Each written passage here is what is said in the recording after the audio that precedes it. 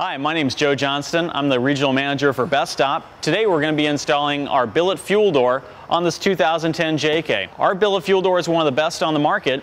It's made of real CNC machined aluminum. You can either get it in a brushed powder coat finish or the textured black finish, such as this one here. It has stainless steel Allen screws going around the perimeter of it.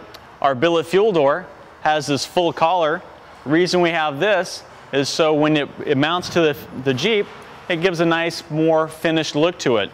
And also, when you open the door, it allows you to have a larger area inside here to pull the gas cap on and off. Quick, easy steps allow the factory door to come off and to install the nice Bestop fuel door. Installation should take you no more than 30 minutes. Our first step is we're going to unscrew the taillight.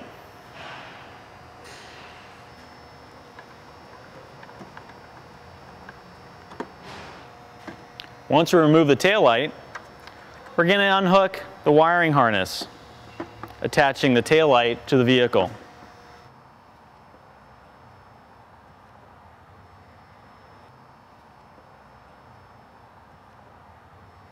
Now we're going to reinstall our Bestop fuel collar.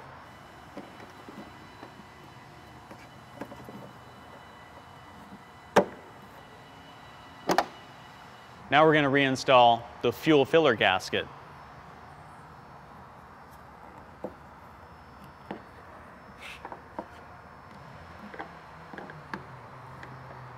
Now we're going to install the billet fuel door on top of our filler neck.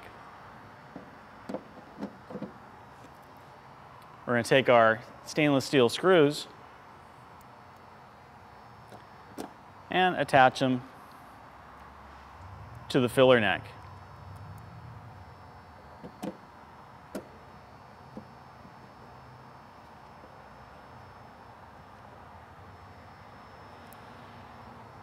Now we're going to reinstall the taillight.